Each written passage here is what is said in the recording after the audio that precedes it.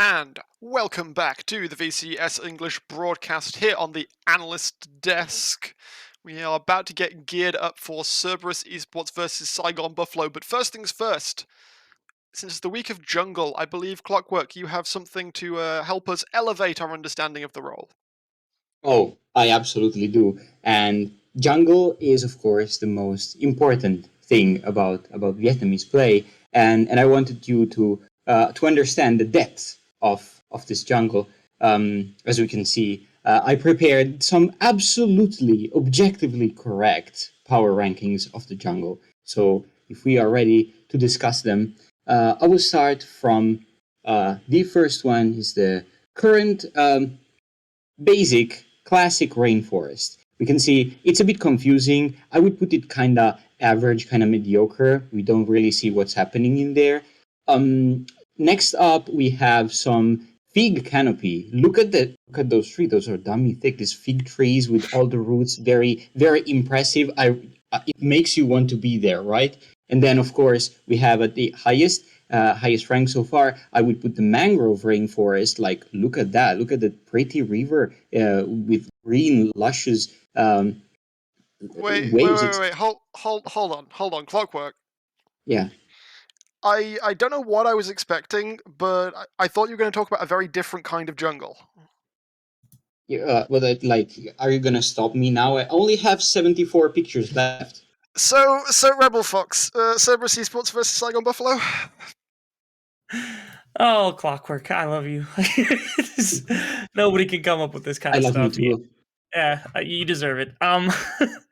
We have a fantastic series. It's one of the best matches of the week. I think leading into the week, it would have been a selection for one of the best two of the week between this and then, of course, 𝘀𝗀cie taking on 𝘀𝗀𝗧, which is, I mean, 𝘁𝗀𝗄𝗏𝗀 trying to come back to the best of their abilities after a loss that was super, super close to 𝘀𝗀cie just 1 day ago, which knocked them out of the second place spot and now down into the fourth place spot with the potential of being passed by specifically 𝘀𝗀𝗧 the Sky in the future, which is a little bit kind of weird. And of course, it's 𝘀𝗀𝗧 they have this massive stranglehold over first place. They look like they're firing on all cylinders. This is the 𝘀𝗀𝗧 of the main split, so everything working for them. Able to actually get every position back into a place where they feel comfortable and dominant pretty much across the board right now.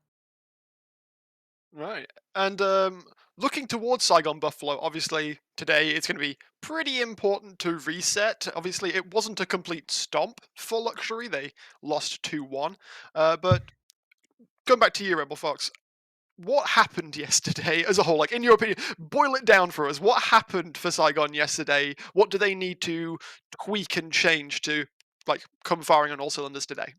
Yeah, it felt like game one they came out against the side of 𝘀𝗀rie with a really solid game plan, and then they had nothing left in the tank for games 2 and 3. Their compositions weren't even problems. Game 3, there's a lot of argument to be made that they actually had a much better composition, but just weren't ready for kind of what was effectively a tech swap coming out from 𝘀𝗀rie. One of the biggest question marks that I have about yesterday was like, where was Shogun? Well, Shogun's been playing super well. When they've got a not performing to the peak level that we've seen between the likes of 𝘁𝗀𝗀, who I've heard even to some of the analysts on the desk have been performing definitely as like potentially a bottom 2, bottom 3 jungler within the split alone. You begin talking about that with 𝘀𝗀𝗀, who is also not having the greatest of splits, or at least not having something akin to last split. And they really need to rely on having very strong side lanes in top and in bot lane. And Shogun has certainly proved that he's capable of doing that. It was such a shock. And I hope they return to him today because he really did make a massive difference for this team. Anything to add to that clockwork? It seems to me, I'm a bit speculating here, but it seems to me that unlike in spring, Buffalo are kind of having a hard time understanding who they should play around, who is their carry going to be. It might have to be with the alternating AD carries with Variety and Shogun, and so they don't have a consistent idea of where to funnel their resources. But it looks to me that 𝘁𝗀𝗀𝗀 and 𝘀𝗀𝗀 are not, and also 𝘁𝗀𝗀𝗀 as well in his roams, they're not so decisive in their roams in the early game, and that kind of makes everything in their plan a bit more shaky.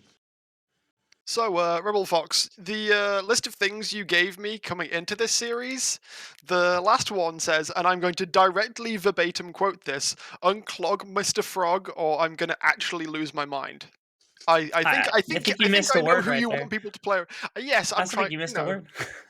I mean I did, but I don't know the position of cursing on this stream. I forgot to ask Eric's. We're very pro cursing. Carrick's will probably do it at least Okay, once or let twice me. during the course of the broadcast. We're not going to go back and say that word specifically, but we're going to leave it out of the broadcast. The Okay. biggest thing to me that I've seen is that it feels like they are attempting to force 𝘀𝗀𝗆 to play into a role of assisting the remainder of the map, which is great because, like, I mean, the 𝘀𝗀𝗆𝗃 he had in the back pocket, he played that for a very long time. The 𝘁𝗏𝗏𝗀𝗃 is also a very good champion for him. But when he doesn't have these like arbitrarily good champions that just roaming and moving around the map, it's they're forcing him into a position where he's already sacking CS, and that's been a problem for him in the past. He doesn't get this individual kind of one-on-one type deal when he is a mechanically like inclined player with a champion pool that kind of supplements that really well. When he's playing these weird mage type champions, sometimes he's like team fighting like champions, and you're just having him constantly roam to skirmishes.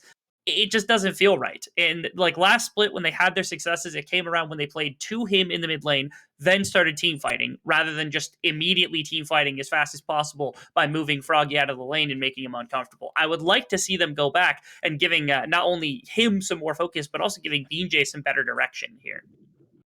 So you're saying something along the lines of giving him more of a 𝘁𝗃 treatment rather than forcing him to do a 𝘁𝗀𝗆𝗃. That's right. Yeah, I did an analogy. 𝘀𝗀𝗆𝗃, say something else. I would like to say that this is for sure the optimal way that 𝘁𝗏𝗶𝗹𝘀 should go. But even if they do in this game today, it's going to be very hard against Cerberus because they are the quintessential team fighting team.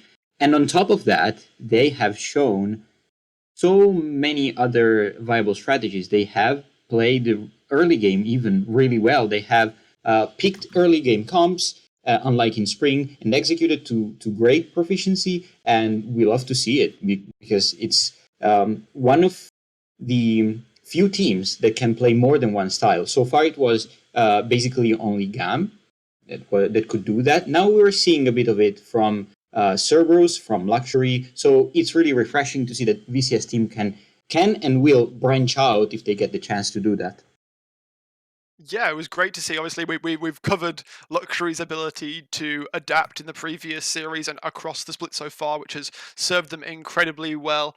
I think we are not too far away from Champion Select, so let's look towards the actual in-game elements itself. What are we expecting coming out from both of these teams? Obviously, they could go completely way off the reservation, but 𝘀𝗀𝗆𝗃, what are you expecting these teams to bring out?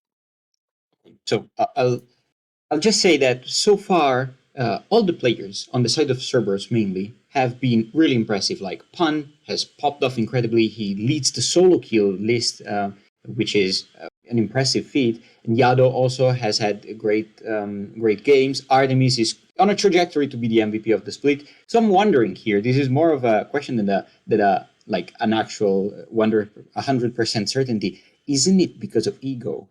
Because the arrival of this new jungler with enough time to practice has elevated all his teammates to a level that we haven't seen before. And it seems that it's only going to get better as time goes on. And looking on towards 𝘁𝗏𝗵𝗹𝗀, Rebel Fox, what's your thinking point about them?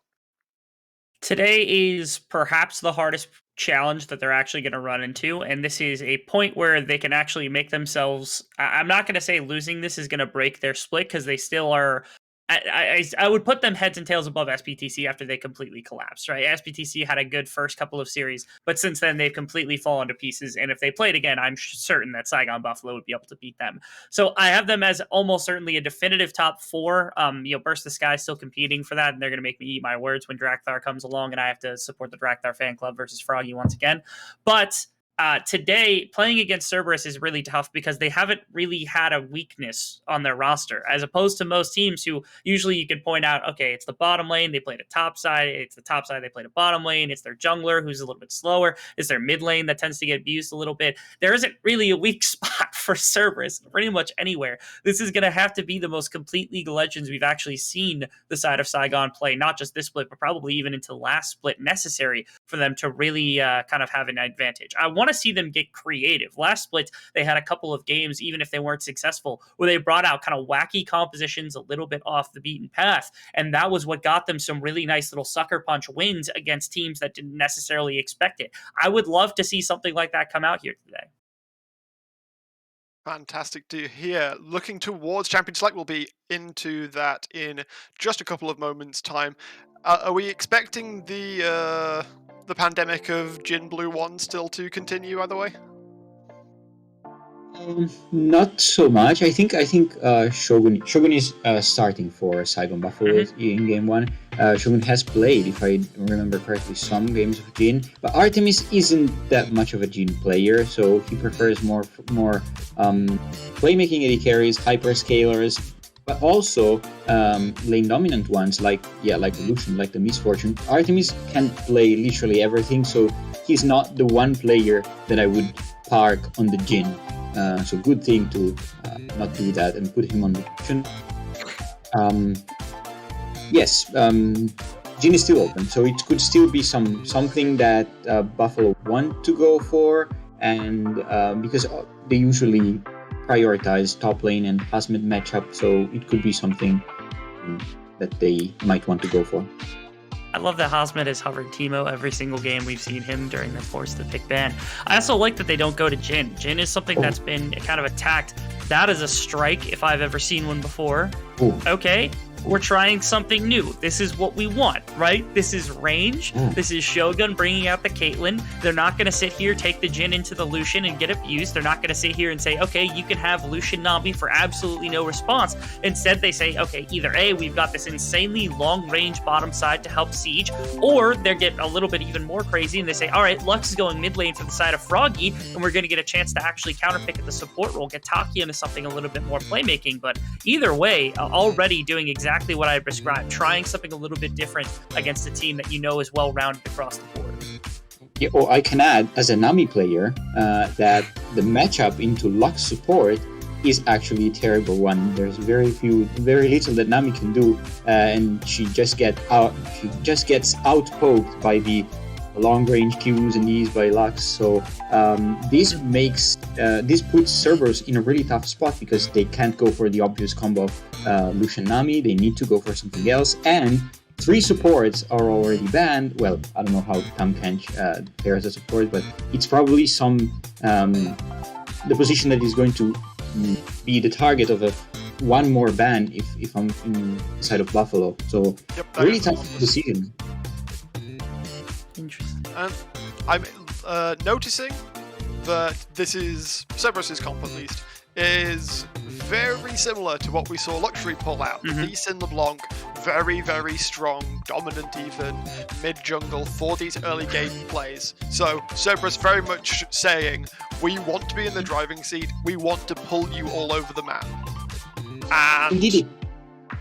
They picked the Sion. Where's the push when you need him?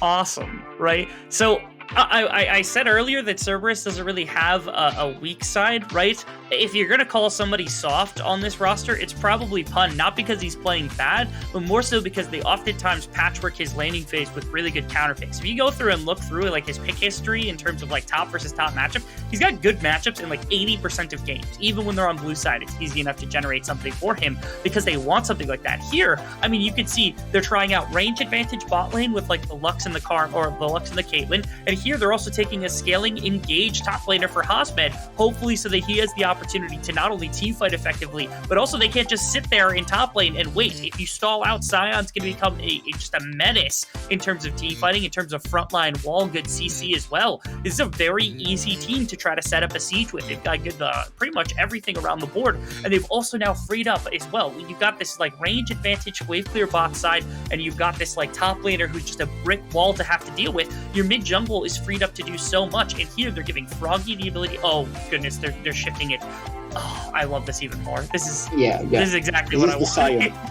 I have 1 billion words about the Sion. He's He's easy to play, never loses lane, can be a flex, as 𝘀𝗀𝗺 is showing, and has been buffed recently, so he's very powerful at the moment. He will always get prio because his wave clear is batshit stupid. So I've been calling for mainly Cerberus because we know that Pan played the Sion, but I've been calling VCS teams to pick the Sion, and Buffalo is bringing it. Finally. And they're putting 𝘁𝗃 onto the 𝘁𝗃 instead of the noodle slap top lane Sion versus 𝘁𝗀. 𝘁𝗃 now is going to be just chilling on the 𝘁𝗃, really, going to be able to farm up in that stage where 𝘁𝗀 is not quite so impactful. Obviously, the later things go, the more likely it is that Pun will be able to contest him in the 1v1, but by that point, 𝘁𝗃 should already be very much not where the 𝘁𝗀 is. I am in a position where not only do I really like Saigon's comp, I think Cerberus's composition is hard to win with. Outside of Ego getting really active to begin with and taking this game into like later game territory where the Ornn items come through, and then you've got Artemis into a position where he can pretty much carry the game alongside pick potential from Yato. I think it's hard to actually access. I'm actually really in favor of Saigon this time. Cerberus should be the better team, but they are outbrained, outscaled, outstyled, and Buffalo takes game 1. Fantastic to hear. We'll be about to hand it over to the Casterdex. 𝘀𝗰𝗶𝗹𝗀 is joined by 𝘀𝗀𝗋 on the desk for this series. Guys, take it away. 𝘀𝗀𝗋, we called it. The second that Sion was locked in, both of us were desperately signing into the camera. We were going, no, it's Sion mid, it's 𝘀𝗀𝗺, it's Sion mid. Because we know that that's how this team plays. They pick weird things for 𝘀𝗀𝗺 and they let 𝘁𝗃 carry, and he's got a 𝘁𝗃, 𝘀𝗀𝗋. Indeed. And sometimes it still shows that we are the OGs of this cast, right? Sometimes it still shows when the analyst desk is debating the Sion top, and we know the second it's locked in, this is 𝘁𝗃 𝘁𝗃. There's a certain delicious brain cancer that only the two of us truly have that the VCS has given us.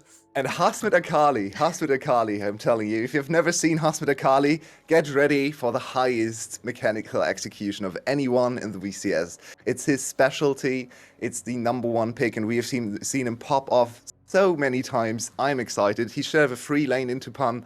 Not really a lane where you can kill him all too much, but he should be able to farm and then maybe teleport into bot lane. What a setup here from SGB. I'm in love with their composition.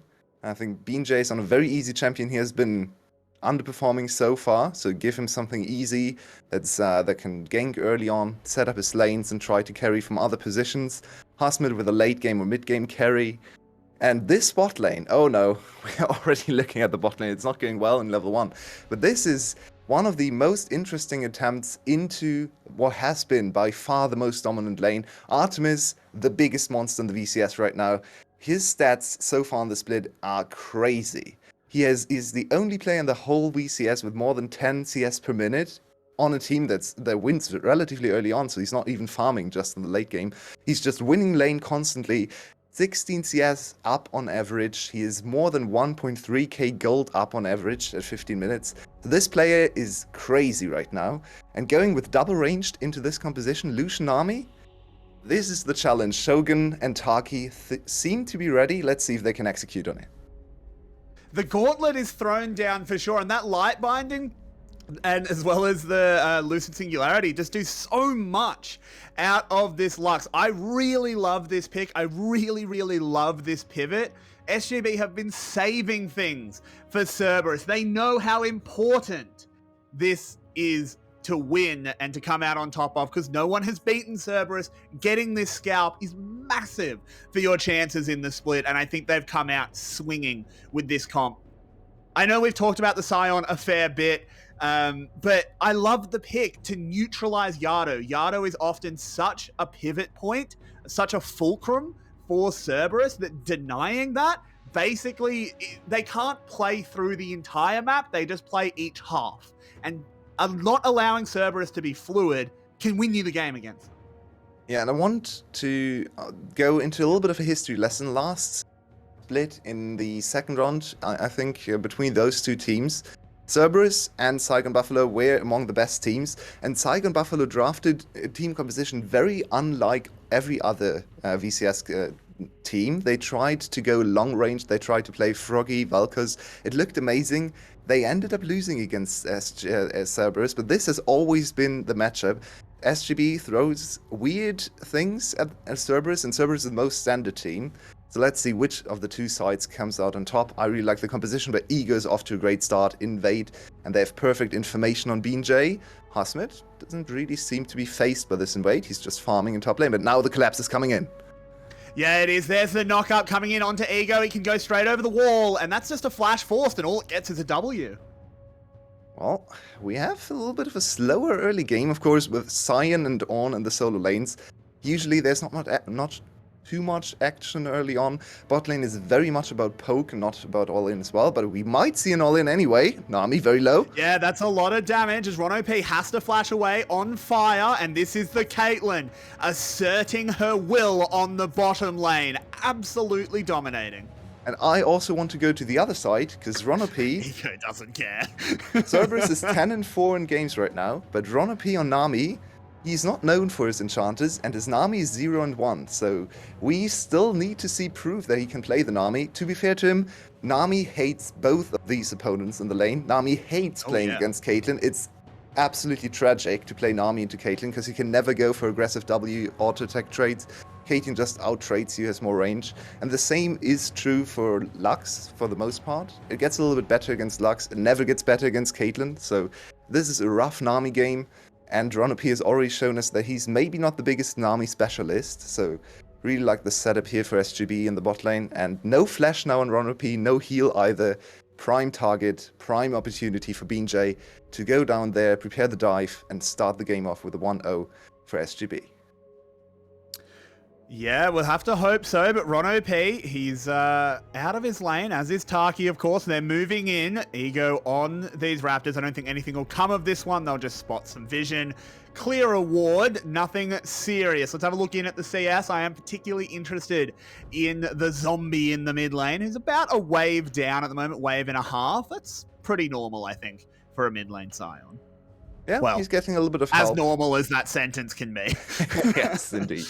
There was once a meta where a lot of mid lane Sion was played. He was even stronger then in just handshaking waves, and his one item power spike is pretty big because he gets tankier than any other tank, of course, with the extra HP. So on 100 CS, you're at 450 bonus HP. So with just one tank item, you actually get to very tanky margins, and especially if the enemy team has ADCs or mages, they can't really deal that much consistent damage, which isn't really the case here because of Lucian. But still, Lucian into Sion can be difficult to play because you have to be very delicate with your E timings, with how you kite, with how you use all your spells. So it's certainly not an easy game, but Artemis is of course up to the task, as we know. I mean, look, I'm just saying, it's strange that they call her the Sheriff of Piltover when clearly she's a prospector, with how much Caitlyn can mine away at tower plates, just taking them straight up in the 2v2. It's very impressive stuff. Shogun playing it well up against Artemis, who, as we constantly say, is the best ADC in the VCS. Yeah, and you saw the stats. I'm just loving Look at everything this now. SGB has done. Yeah, they're almost 20 everything CS SGB ahead. is doing. That's very surprising. Artemis, as I said, 16 CS up on average, and that's he has games where he's much further ahead. He has been playing the Caitlyn as well. He was the first one to bring it out, but he has also played so many other champions, Aphelios, Vayne even, 𝘁𝗀xe, I believe, at least one game as well. So he's really experimenting with all the champions. Now in Lucian, his second game, the first one was a 14 KDA, so he's definitely no slouch on Lucian either. But we have to see how much he can do in this game, because this is a really hard game to play for the Lucian. 2 zoning long-range bot laners, and then 2 diving assassins that can also deal with you if you overstep. So Artemis has to really walk on the line, constantly trying to find the best possible opportunities to deal damage. And I'm liking this early game so far from SGB. It's very slow, it's very lane-focused, not so much about kills or aggressive trades, trying to gank. I would have liked to see a little bit more of a collapse on 𝘁𝗀, because his flash was down. It's going to be up again in 20-30 seconds, so maybe a little bit of a missed opportunity there, but they are getting 800 gold leads. And now there's a gank, but Yado is LeBlanc. He just distorts away, no problem. But once again, they bring the team up, allow the Scion to crash a wave. He's now level 6. He has the threat of the big bowling ball ult to just go flying wherever he wants. And this is just an uncontested Rift Herald. And in my opinion, 𝘀𝗏 is making a mistake. Leave your Lucian bot lane. You're too late. Just get the tower plates back. Yeah, they're walking in there. They want to contest. It's too late, but maybe they can win the fight. 𝘁𝗏 positioned in a way to really zone everyone well. 𝘀𝗏. Yeah, it's finally going down. 𝘁𝗏 going in mostly onto there. And oh, the steal comes in. 𝘀𝗀, it's just too good. They'll pick up the first kill as well, but 𝘁𝗏 is activated. 𝘀𝗏 will pick the kill up in that zombie form. And look at this. 𝘁𝗏 charging forward. 𝘀𝗏 picks up the kill. 𝘁𝗏 has to flash the laser. It goes across two. 𝘁𝗏 doesn't hit the E, so he'll be okay. But the 𝘀𝗀 steal did come in. So, a bad macro play turned out decently for 𝘀𝗏 just because of 𝘀𝗀's hands and their very good teamfight coordination. This is currently our best team and especially our best teamfighting team, so no surprise that they were able to win this fight to some extent. I mean, 𝘀𝗀 throws everything in there just to get the soul, or the eye, I should say. So he dies for free, he can't really contribute much to the fight, and 𝘁𝗏 is just They don't actually pick the eye up as well. Oh, they actually missed the eye. He really tried to get to the eye. But I think Shogun, you can see there's a Caitlyn trap. I think he reacted in time, and then it was too scary for 𝘀𝗀 to get the eye there. So that's a huge blow to 𝘀𝗏 now. And they are losing a lot of momentum. 1k gold lead for SGB. They are playing a Caitlyn composition. Caitlyn 𝘀𝗏 is supposed to be very far ahead early on, so not too surprising to see this 1k gold lead. But on the other side, we have Lucian, 𝘁𝗏, and LeBlanc, so they are not supposed to be behind either. It's two very lane-dominant compositions clashing against each other, and it feels so far as if 𝘁𝗏𝗵𝗶 has drafted the stronger side. And someone we have only briefly talked about is 𝘁𝗏 up on this 𝘁𝗏. This is a pick that we constantly beg for him to play because he is so mechanically gifted at this champion. I would go so far to say it's his best champion. Maybe his Aatrox contests it as he goes in. Look at the damage he's dealing. He can't quite kill 𝘁𝗏. He's not going to go under tower for it, but he's chunking out this matchup. He's 20 CS up just about. This man is cracked. Oh yes, and it's just starting. He doesn't even have his first item finished. Very strong laning phase so far. And here comes the next opportunity to fight. His teleport is not available though, so he's locked into top lane. It's a little scary here for SGB's bot lane. They are very squishy, so if 𝘁𝗏... Yeah, there we go. Ooh. Wave comes out. 𝘁𝗏 doesn't land the Q either. Shogun flashes the wall into the waiting arms of 𝘀𝗀, who gives him a big bear hug and sends him back to the base. Gets a big boot into 𝘁𝗏 as well, who dives in. The laser actually misses straight through the uprights, and this is a huge turnaround. SGB have been outplayed. And what a smart way to approach this fight. They know they can't just walk at them. They have such a huge range advantage, SGB that is, of course. And 𝘀𝗏 used the bushes and used control in the bot lane wave to set up this play. And of course, Lucian 𝘁𝗏, yes, they lose 2v2 in prolonged fights against 𝘀𝗏 and Caitlyn because they can never use all their spells. But if you get on top of them with the wave and all the speed buffs, and just Lucian using his dashes very aggressively, there is no time for Caitlyn to react. Very good play from Ronald there. So smart. Just amazing setup for 𝘀𝗏, and they get back into the lead with a very good fight. 𝘁𝗏 was nowhere to be seen. 𝘁𝗏 had an opportunity here, but I think 𝘁𝗏 actually trolled his support very hard, because 𝘁𝗏 used the ultimate, and everyone was mispositioned. 𝘁𝗏 could have gotten at least one kill. Instead, he dies in the chase. Now it's 4-2 to 𝘀𝗏. And they get the first dragon of the game. More time to scale for the two tanky compositions. And 𝘀𝗏 right back at it.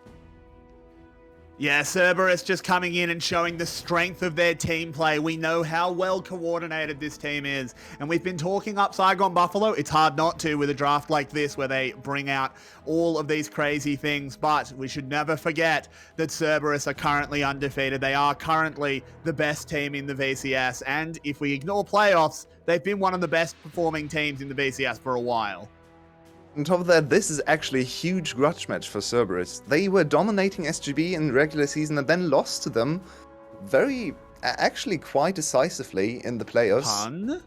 Hannes Already under used pressure. his dash. He's in trouble. There's the 𝘀𝗃𝗃 ult. The wind become lightning. Hit. Does he get the perfect Good execution? W. He does. But Pun's not dead. Q finally will find him, but he'll go down to the tower. Now 𝘁𝗀's in trouble. 𝘂𝗀 has read this one like a book. Gives 𝘁𝗀 the big thumbs up. And he's going to go under tower with him. A little bit risky, but never for 𝘂𝗀. As he lives up to his name with a double kill. Beautiful. 𝘂𝗀's Lee Sin is so good. We didn't see that much Lee Sin in his winning split, because that was all about the Trundle and Lilia. No one played Lee Sin back in 2020 summer, but now it's back in the meta and 𝘂𝗀 is performing. Artemis, though, he's very low. He's They want to alright. continue. Oh no! Oh no! The teleport, the ult, the knockups are here, and 𝘀𝗏 are just too damn good! And it honestly doesn't look like two very good teams playing against each other. 𝘀𝗏 is dominating every single setup. We had one blunder where they just read the map positioning a little bit too late and came to the Herald fight a little too late. But everything else has been 𝘀𝗏's all the time. And they're out executing in setup, in team fights, in mechanics. It's just the best team in the VCS right now. That little knockup bought so much time there as this double kill will come in for 𝘂𝗀. Amazing, amazing stuff. 𝘀𝗏 are just so good your way. This team is so good. 𝘁𝗀's opportunity? Potentially, no. I think they don't even win here. I mean, Artemis and 𝘀𝗀 are low on mana. They don't actually have that many tools in their arsenal right now. It's a 2k gold lead, 2.5k gold lead, so right now the game is super hard to play for 𝘀𝗏𝗏𝗀. They are on the side of Caitlyn in mid-game. Caitlyn has one item, but she's behind right now against the Lucian. And this is really hard to play now because, yes, Lucian in lane against Caitlyn. In a long lane, it's Caitlyn favored. But when you rotate, when you go through choke points, Lucian can always collapse on the Caitlyn and one-shot her. And she can't really retaliate that easily. So right now, everything is looking in 𝘀𝗏's favor. And we talked so much about the ADC matchup, and it looks like Artemis once again is able to step up to the plate. And even in the Lucian Nami against Caitlyn Lux lane, yeah, he fell behind a little bit in CS. He's still 15 CS down, but look at his stats. 3-0-2, hasn't died. And 𝘀𝗏, actually, I have to praise him a lot. This Nami performance much better than his first one. Yeah, for sure. Like, obviously, Artemis is playing very, very well, but I want to make sure that 𝘀𝗏 does get credit where credit is due. His Nami has been very good. He's had good waves, good bubbles, everything you need out of this support. Of course, it is not over by any means. Shogun, he is 0-2, but he still has a lot of farm. He is very strong as 𝘁𝗏. Goes on to Pun, does a little bit of poke. Same in the mid lane with 𝘁𝗏. As the game has slowed down for a moment, 𝘁𝗏𝗶𝗹𝗀 reeling from 𝘀𝗏's early fights. But now we need to see some creativity coming out of 𝘁𝗏𝗶𝗹𝗀, because their composition, it does make sense. It's very divisive, though, in what the champions want to do. So, 𝘁𝗀... Oh, never mind. 𝘁𝗀 Here we go. 𝘁𝗏 again. 𝘂𝗀, he has to find someone to play bodyguard, and 𝘀𝗏 has joined the Secret Service. Oh, did you see the damage on 𝘀𝗏? There was nothing. This Caitlyn Nothing. is so He had the Lee weak Sin right now. shield. He had the Lee Sin shield, to be fair. That's fair. That's fair. It's only level 1 ultimate, so maybe I'm over-exaggerating, but that looked very bad to me, comparing that to the Lucian ultimate. Not quite on equal terms. They will use the pressure they got there. 𝘁𝗏 hitting that binding basically gifts them the second Rift Herald. Of course, not a huge objective by any means, but an objective nonetheless. There's a huge fight in the mid lane, by the way. Like, wish we were seeing it as 𝘂𝗀 went in, did land a chain, but didn't manage to convert it into lethal damage. 𝘁𝗀, he's just gone. As Artemis finds him, the 𝘂𝗀 will jump forward, find the second. 𝘀𝗀 wants to turn it around with the zombie form. He gets them low, but not low enough. And 𝘀𝗏, once again, are just better. Yeah, and this is a huge issue now for 𝘁𝗏𝗶𝗹𝗀's composition. They are not supposed to die this quickly. Their backline is supposed to outdamage and outrange the other backline, but if your backline is too weak to really pose a threat to anyone in the enemy team, they can just kill your frontline for free, and this is what's happening right now. 𝘀𝗏 sets up everything and they just collapse. Artemis can dive forward into a Lux Caitlyn composition. You would never dream of that as a Lucian player, but he can just attack 𝘀𝗏 for free, can attack 𝘁𝗀 for free, and this game looks very much in favor of 𝘀𝗏. Now 10-3, almost a 6k gold lead, and what a performance after initial doubts about the composition and also the early game execution, this is just a domination left, right, and center for Cerberus. Look at Artemis, he's free to find, no one can do anything to him. Shogun even hits the headshot, but he's still full HP. He dies under tower, 𝘀𝗀𝗧 doesn't pose a threat to him, he just eats away. Yeah, it's just very, very impressive. And 𝘁𝗀𝗶𝗹𝗀 are now put into a really hard position for the rest of the series. Of course, this game is not 100% over. No game in the VCS is ever 100% over, but Cerberus are very heavily favored in this one. And going into game 2, 𝘁𝗀𝗶𝗹𝗀 are like, oh, guys, we used the secret tech, and it didn't work. Yeah, What now? It's a devastating result. If you lose this game, especially after this early game execution, and your draft supposed advantage, I would still say the draft has an advantage inherently, then you're back to the drawing board, and you might have to lose 0-2 today against Cerberus. Their big hope in this game, as the game's not over yet, even though it's a 5k gold lead, is still 𝘁𝗔. He has farmed up to 1.5 items, he's on 170 CS right now, and if he can somehow bypass the front line, get onto 𝘀𝗀𝗶 and Artemis, there might be a chance. But first, there's another engage. Oh, look at that. 3-man Ornn ultimate, completely stopping 𝘁𝗀𝗶𝗹𝗀, setting up for this team fight. 𝘁𝗀𝗃 doing well to tank everything up, but it does not matter when your Caitlyn is immediately killed. 𝘁𝗀𝗃 whips the laser across, but it truly is just a flashlight. As 𝘁𝗃 gets caught, he gets taken down, and you almost think that they're having fun to do it. This fight was actually quite a good fight for 𝘁𝗀𝗶𝗹𝗀's composition. They're just too far behind. If we get the replay, just look at the positioning for the 𝘁𝗀𝗶𝗹𝗀 players. Their backline was actually pretty safe. Even after 𝘁𝗀 dived onto them, they were still in position to kite back. And if you just imagine every player with half an item more in their inventory, they probably kill 𝘁𝗀 immediately. 𝘁𝗀𝗃 deals more damage with the ultimate. 𝘀𝗀𝗃 can stay in front even longer, and then they win the fight, but they're just too far behind. Cerberus, super decisive, just going for fight after fight after fight. And the Caitlyn Lux composition has to do this. 1, 2, 3. Look at 𝘁𝗀 too. 𝘁𝗀's mechanics, he hits everything. It's heat-seeking today.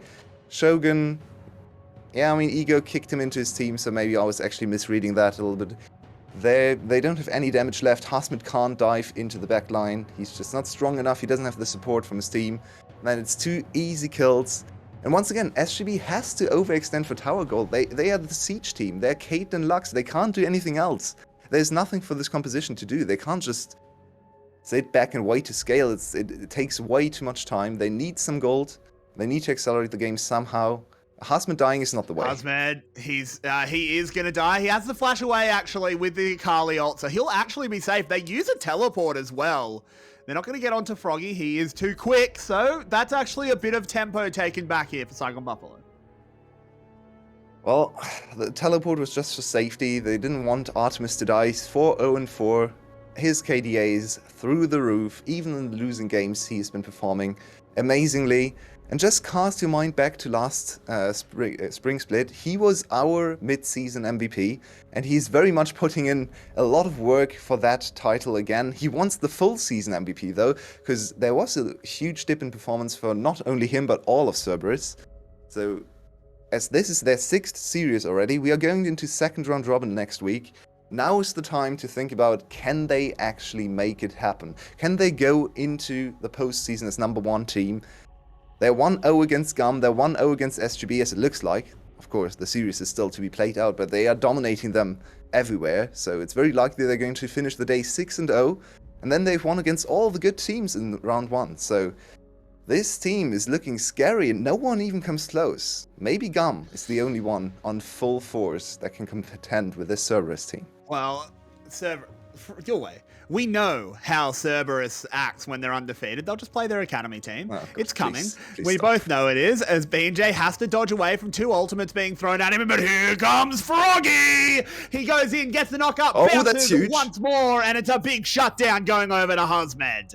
Should be second item for 𝘁𝗁𝗏 now. He's getting scarier. It's not super easy to play this champion into 𝘁𝗀𝗏 army, to be fair, because all the healing, all the kite, all the extra damage actually makes it very hard to get the kill in the backline, but he is scaling up. He's getting scarier and scarier. Very good ultimate from 𝘀𝗀𝗃. We know he can play absolutely every champ in the game, and they finally get a little bit of gold back into their pockets. They do, and it's at a good time as well, as the Ocean Drake is coming up and the enemy jungler is dead. This stops the Dragon Snowball, potentially. It's not quite over yet, but I love what 𝘀𝗶𝗃 is doing. 𝘀𝗶𝗃 is going, okay, fine, whatever. We lose it. They trade it for the tempo. They're going to get an inner tower. Yeah. Every other VCS team fights there your way. We know this. Yeah, that's true. It's nice restraint shown. You know you can't really walk into all the trap lines or the Sion, especially if you don't have vision in the jungle. So just trading up, 𝘁𝗏𝗻 gets even more gold. Look at his items. He's so scary. Not even going for the 𝘁𝗏𝗺's Grudge, probably going for the full crit build. So to maximize single target DPS, to deal with 𝘀𝗀gy and 𝗀𝗀 that much faster. No penetration though, so far. So 𝘀𝗀gy can actually stand up to him for, let's say, 5 to 6 seconds. Let's see if he wants to go for IE, for the full big crits into the backline and play a little bit more of an Assassin Lucian style, maybe looking for flanks, or if he just goes front to back. Oh, it looks like the IE. So that question is answered. It's 𝘁𝗏𝗻 after all. He does not joke around. He's going to come for Shogun and 𝘁𝗏𝗀. And if he ever gets to auto-attack them twice or thrice, I think they die very, very quickly. Yeah, I completely agree. This Lucian is terrifying. I really like the rapid fire cannon as well, solving some of Lucian's range issues. Of course, it is just that one auto. Sometimes that's all you need after you've ripped a big culling across the team. Shogun continuing to farm up, of course. He is in that 2-item Caitlyn power trough. Needs to find his way out of it. And it's looking difficult to navigate here as it's a 9k gold lead. Ornaments beginning to be passed out. And one matchup we haven't actually talked about too much is mid lane. And yeah, 𝘀𝗀gy is playing a very defensive, very much a supportive and facilitating champion. But on the other side, oh, no time for that. 𝘀𝗏𝗺 with a huge flank. Can he get on the backline? That's all there is for SGB, is a chance to fight in this game. Oh no, he's spotted though. Ooh, 𝘀𝗀gy, he's got a big shield, but 𝘁𝗏𝗻's been blown up. This is a disaster. This may just be the end of the game as Ego over the wall finds Shogun, kicks Shogun, kills Shogun, and it's just 𝘁𝗏𝗀 and the corpse of 𝘀𝗀gy left alive. And it's not very frightening, 𝘀𝗏𝗀, as it's a clean ace. They're going to walk in through top lane and just win in 25. Yeah, this was not a team between a game, I should say, between two teams on the same level. 𝘀𝗏𝗺 is dominating SGB after initial struggles to deal with their very strong laning composition. But as soon as the fights hit, there was no doubt in anyone's mind who would come out in this game on top. Well, because 𝘀𝗏𝗺 just dominated every single fight. This was not close. 26 minutes against SGB. Sweet revenge for 𝘀𝗏𝗺 in game 1. Let's see if they can quickly finish the game with a 2-0. All the signs point towards that. Absolutely insane stuff out of 𝘀𝗏𝗺. And it's what we want to see. They are our top team, and right now they're playing like it. That was a very, very legit performance from all 5 of their members. We need to go catch our breath and collect our thoughts, and in 5 minutes we'll be back with the VCS English Analyst Desk. See you then.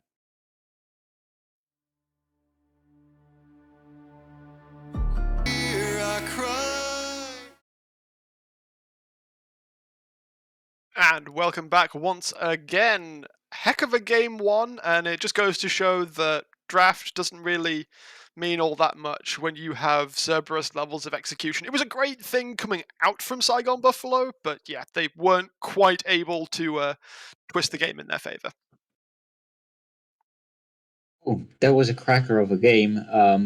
Absolutely praise to the 𝘊𝗺𝗵𝗔𝗺 for trying something new. I think this is the way to go, and I praise their attempt. What went wrong was, in my opinion, that, well, not really that servers had better players outright, but Ego, Mr. Ego was literally everywhere. Before game 1, I asked the question, is everyone looking so good because of Ego? And now my answer is yes. Yes, they are. It was a lot of things. I agree with you. The Ego, especially in that game, kind of put on a clinic. Any other jungler and their ability to play Lee Sin would have been tested in that game. Because again, you think about how easy it is to try to set up a standard 5-on-5 type situation with a combination of Lux with like a Sion in the mid lane. really, this was shaping up to be a really good setup for what should be a bunch of siege, setting up around towers and getting a bunch of gold onto this Caitlyn as fast as possible. Yet somehow it's Ego who's able to dive in and constantly be making plays, constantly find kicks and things into the backline to be a disruptor and make sure that there is no set even ground to fight on. There's no trench for Caitlyn to fight out of, and instead everything just gets blown up before the feet are actually set for the side of Saigon. Definitely, and we can. I mean, narrowing down the actual cause of the defeat, as we said, was pretty simple. Ego was everywhere, and the rest of Cerberus were really elevated by his performance. Obviously, Artemis really struggling in the bot lane in general. Sorry, struggling in the early game. The Caitlyn Lux very oppressive, but then Ego gets down there. They get a kill. And then suddenly Artemis is just all over the map as well, following Ego around, picking up kills, chunking people out with cullings, and sub ego, like, or minus ego, it would have been perhaps a much closer game, but yeah, that was not as it was to be. Indeed, I think. and I think yeah, Go ahead. that it's also a good highlight, well, low light, let's say, because in this kind of situation that Buffalo put themselves into in Spring Split, 𝗀𝗀 would have translated the early game advantage of the bot lane into a mid game snowball with all the correct skirmishes, taking in the correct moments at the correct power spikes, and translated that into a win. But this is not happening, and like, there needs to be something more decisive in Buffalo's play, and I think this is what they need. It's not going to be easy to draft between one game and the other into a single series, but yeah, the draft was not the problem, and not even the general like player difference or skill levels. I think it's just Buffalo need to be a bit more patient and think about how they want to execute what they have on their hands. There's like two options that come about, which is that somehow a VCS team learns how to play macro game like an 𝘀𝘀ike team, which is just never going to happen. Probably not in 10 years of this game actually occurring. One can hope, but it's not going to, and it's not going to be Saigon that does it, unfortunately. Maybe last year or last split, their first 10 minutes could have been attributed to something worthy of game planning for something like the 𝘀𝘀ike. But if that's not going to happen, which it won't, then what they need to do is figure out how to make these off-tempo plays not just completely crush them, because when they are getting jumped in between plays, when they're getting caught on setups, when they're not actually fully set up for a play that they are designing, it is massively problematic. You've seen plays where Saigon's been able to set up their own defense or their own offense, and it works perfectly most of the time. And it's plays like where now Cerberus is able to catch them with left hook, right hook, all over the place, all over the map. They need a way to strike back, right? And I will harp on this continuously, because in the previous split, the way that they combated something like this was by having Froggy on a carry. When he's playing Kayn, or he's playing Yone, or he's playing a damage dealer, he mechanically is good enough when you put him with 𝗀𝗀 on something that can help him scrap in a 2v2, can help control these types of things. But you put him on Sion, and he's there to like sandbag the lane and be an engage bot for what is effectively a siege composition. It doesn't fit super well. I hate to say the Sion was a bad pick. Clockwork cursing everything by forcing the Sion into the composition. It wasn't necessarily the problem, but it's not what's going to help them out of that rut in the mid game where they're getting caught out on plays they're not setting up. As we were saying, the 𝗀𝗀 is looking like at the moment one of the weaker junglers, which means obviously that primary player that you're looking for to be the proactive part of the team, he can't really do that into someone of Ego's caliber. So absolutely, I agree that looking to set up a stronger mid jungle gives them more agency on the map, since Froggy has shown a lot of competence in previous splits. Now, really quick, Clockwork, where does 𝗀𝗀 land on your tier list of jungles? I don't know if the climate is correct for beans to flourish in a very humid and dense environment as the jungle. So at the moment, not looking too hot. I wouldn't plant them in my jungle. Yeah, I'm just saying the trade for Drakthar's on the possibility. I'm just saying, like, they need a jungler. Nobody would Indeed. be opposed to this happening. Indeed. I mean, we know that 𝗀𝗀 has the potential in it. It might one can make a lot of arguments. It could be that this splits meta is not his best, and so he looks worse than Spring. Or maybe it's as I mentioned before, maybe it's their AD carry substitution. Shogun is going to play game 2 as well, so no variety so far. It could be a lot of things. It could be just underperformance. I'm not willing to discount and just say 𝗀𝗀 now is bad, but of course, in the first 2 weeks, we haven't seen the best out of him, and I hope it picks back up. You know what's also crazy is like 𝗀𝗀 has had champions like in the previous split it was Hecarim Udyr pretty much all day. Udyr is getting played now by Drakthar, and Hecarim is getting played in some of the like I've been watching a fair amount of the scrims from like NA Academy and some of the LCS players playing. They're playing Hecarim. Play Udyr Hecarim. Just go back to comfort. If that's what's gonna take, like just go back to it. If that's what's gonna work, I mean that's what's gonna work. The Predator is also still very much effective as a rule, and it works pretty well. It's like we haven't seen much of it in the VCS. We have seen some Predator Galio, but that one I don't want to see anymore. But like Predator in general is viable, and yeah, the champion should be worth considering at least. And we're having some more cheese, more fresh products out of the cheese factory from Buffalo. Okay. But on the side of Cerberus, we have opening with 2 very strong power picks, the Xayah in the bot lane. Artemis is a Xayah lover more than Rakan, possibly, favoring this champion a lot, can poke in lane, can peel for himself in fight, and the Twisted Fate, also one of Yado's favorites. He can help both lanes, and this is also looking like a great opening for Cerberus. So one thing I want to bring up, because we were talking about it yesterday when I popped in to do some prep, and that is that Twisted Fate is a champion that is very often not used to its full potential in the VCS. It's used for roaming a bit, but mostly it's for the mid prior that it gets picked, and its full potential isn't really pulled out. That is correct. Oftentimes I think it gets bogged down in mid lane really easily for what is next to no reason. And so of the players that are going to be able to access it, these are actually the 2 that have been able to do it the best, which are Yado, who's very good at the champion, although he kind of got bogged down by Blazes when they were playing in the one-on-one. And then Froggy is the one that probably does it the best. And that's because every champion is Twisted Fate to Frog. Yeah, one thing that made me doubtful of VCS to Twisted Fate is their usage of the ultimate, because they mostly use the ultimate as a gap closer, like literally ult in a straight line, instead of using it to recall, go to side lanes, get tempo advantage. And if there's one player and one team that I can trust to use this tool in the proper way, that is Yado, that is Cerberus, because they have shown that they can do that, and they understand the concept of Twisted Fate much more thoroughly than other teams in the VCS. Clockwork, you can't call Blazes out like that. It's not okay. And we're not talking specifically Blazes out. Oh, the Mordekaiser. Hello, Mordekaiser.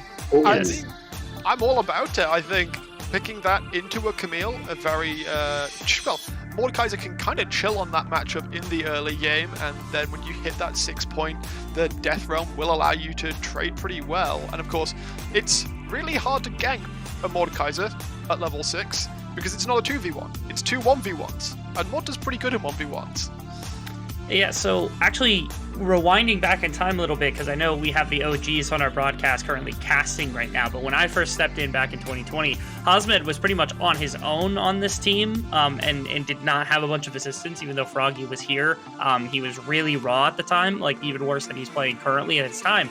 And there were 3 champions that really popped out the most. Number 1 was the Wukong, number 2 was the Kennen, and number 3, the Mordekaiser got picked as a constant lane counter to as much as possible, specifically into Camille, this is a 𝘁𝗲𝗺 special. 𝘁𝗁𝗺 is really comfortable, and I do like that Saigon is settling into this area where they're like, okay, we want 𝘁𝗁𝗺 to be doing a fair amount of the heavy lifting, and from there we'll build up everything else. This actually, to me, is a lot more, while it's not as innovative, I do think this is a composition that it can be found for success. This is kind of like absolute bread and butter. Shogun 𝘁𝗀𝗆 in the bottom side. 𝘁𝗀𝗆 obviously had the greatest Alistar play VCS is ever going to see for the majority of the time. Froggy's on the Galio. I don't like him, anyone in Galio jail, but he probably deserves it right now. And 𝘁𝗀 gets a little bit more of a farm-intensive jungler rather than having to run things in the early game. Only skeptic about one detail, and as an ancient Vietnamese philosopher once, a long time ago, asked, is where damage? It's going to be really hard for Buffalo to put out enough damage to keep up with the composition, with the Camille, with the Xayah, and the Braum is a very smart pick that denies basically a lot of what Buffalo is trying to do. So if you ask me, I'm gonna pick the three-headed dog here again. I will stick with Saigon this time. I really do think that this composition fits a lot more with what actually can help. While again, it's not innovative, it's not flashy, it's not hot, but it is it's comfort for them. And I think this is what's going to work for them if anything else is going to work for them. That is, unless 𝘂o absolutely goes crazy again. Will the Saigon special be enough to bring them back into the series? We'll throw it over to 𝘁𝗁𝗆 and 𝘀𝗈 to find out. Guys, take it away for game 2. And they come once more upon the realm of death to meet their emperor, as the 𝘁𝗁𝗆 has been picked up, the 𝘁𝗁𝗺 special. Something that honestly I had forgotten all about, but yeah, Camille TF, 𝘁𝗁𝗺 always picks 𝘁𝗁𝗆 into it. I don't know, I'm not saying it's a good pick, but he always does it. This composition from Saigon Buffalo. They're making it hard for me to be a fan of this team. They just pick Grace jungle, Jhin, Alistar bot lane. This is a personal attack. I feel personally attacked. And this is a personal attack to you. Like, Saigon Buffalo right now, like, they just don't want you as a fan. I know you hate them now, and I don't blame you. What is this composition? Do you know who is the most tilted player in this of these 10 on the Rift right now? No, it's not 𝘁𝗁𝗆. No, it's not 𝘁𝗁𝗆 for the first game. It's actually 𝘂𝗀, because 𝘂𝗀 has to possess those 5 champions over there. Imagine playing 𝘂𝗀 and you think, oh, I can play so many exciting champions, and then the enemy team picks Jhin, Graves, Galio. Like, no, come on. Let's remake that right there for 𝘂𝗀. You do deserve it for picking 𝘂𝗀. This is maybe just an appropriate punishment for 𝘂𝗀. But let's talk about the Cerberus comp a little bit, because I actually think they put together a very, very strong composition. I think it suits everything they want to do. 𝘂𝗀, I hate to be a bit cliche, but he has just been 𝘂𝗀ing the matchup and just walking up to 𝘁𝗀 and just being better than him. And why not do that on 𝘂𝗀, someone that scales and resets so hard? And we have a very obvious focus in this draft this time. It's not so much about team fights, though definitely they can team fight, but it's much more about dominating the side lanes, setting up Pan, Artemis, and 𝘂𝗀 for success. Yado and 𝘀𝗀𝗆 are going to make everything, have everything throw at the enemy and try to CC whatever target comes into range. This can really punish 𝘁𝗁𝗆, but also 𝘁𝗁𝗆 very, very hard in this game, I think. Because 𝘁𝗁𝗆 on Alistar does struggle a lot into Braum in lane, because Braum is too tanky to burst down, and he also just out-trades you in every opportunity. Maybe level 6 you can get a good trade in, but then he can disengage. So all the honest to perform is on the Alistar, and it's so hard to find the opportunity against Braum. And if Braum ever gets a Q and you get quick auto attacks from Xayah in, the Alistar is prone to dying and not even getting his aftershock off, because of course, you have to CC someone. If you CC'd first, suddenly you're a very, very squishy cow. So I think this is once again the pitfall of the Alistar pick. I hate it. We had Tim on, who hates it even more than I do. But I think this Alistar can really be punished in laning phase quite hard. And you're playing against Artemis in lane. So my eyes are on the bot lane. But later on in the game, TF able to roam into bot lane, but also into top lane, should be what opens up the match and the mid game for Cerberus to really snowball all their very strong early game champs. I'm expecting another lethality 1-2 item power spike focused Xayah in the bot lane. So I think they want to snowball this game very quickly, and they have all the tools to do so. And it does look like there is a little bit of a pause at the moment. Unfortunate stuff. But that's no big deal. We've got plenty to talk about. 𝘀𝗰𝗶𝗹𝗀 kind of got crushed in game one your way. And we can talk about that composition all we like. I'm sure a lot of people will just go, well, why did they pick all this off-meta stuff? But I think you and me actually agree that it was a good draft. It was a very good good draft. idea. But Cerberus just read them like a book. How do they approach this game to make sure Ego isn't just playing with 𝘀𝗀𝗺 turned off? Yeah, you're in a very, very difficult situation. We talked about this in game one already, when it started to turn into Cerberus's favor, and it never went back, right? So we talked about this being their cheese composition, and losing on your cheese composition is really bad, because then you have to go back to standard. You already came into the series with your own team thinking, okay, we probably don't win standard, and then they lost the not standard composition, and now it's standard, so it's very, very hard to imagine 𝘀𝗰𝗶𝗹𝗀 coming back. But we know this team as a very resilient team, as a very strong team mentally. Usually, they don't really suffer too much from in-series tilts or anything like that. So let's see how they can perform on these champions. They are much more comfortable on these champions, right? It's much more meta. So maybe it's just a difference in individual performance.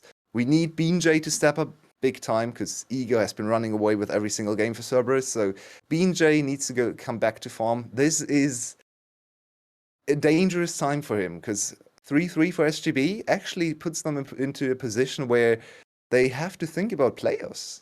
3-3 is not safe for playoffs, and even though SPTC has been falling down, 𝘁𝗀 has been trending upwards. Team Secret has shown glimpses of hope, even though the last series wasn't great. So I feel like SGB really needs to get themselves together. This is, of course, the last series of the week, so they have a little bit of respite after this, but there's not much time. We play every single day, apart from Mondays, so 𝘀𝗰𝗶𝗹𝗀 really needs to find the formula to get back into form, because right now they look very far from the first place. And it's really hard for them to continue this growth. We just want to talk for a little bit before we go to a proper pause. 𝘀𝗰𝗶𝗹𝗀, it's hard for them. I think one big thing that we're noticing the change is that last split, it was all about scripted early games. We talked about how amazing 𝘁𝗀 was, and he was amazing at executing plays. And there's Summoner's Rift. No worries, we've got it. There was apparently some issue, but they've sorted it out, and we are going to be heading into the Rift any moment now.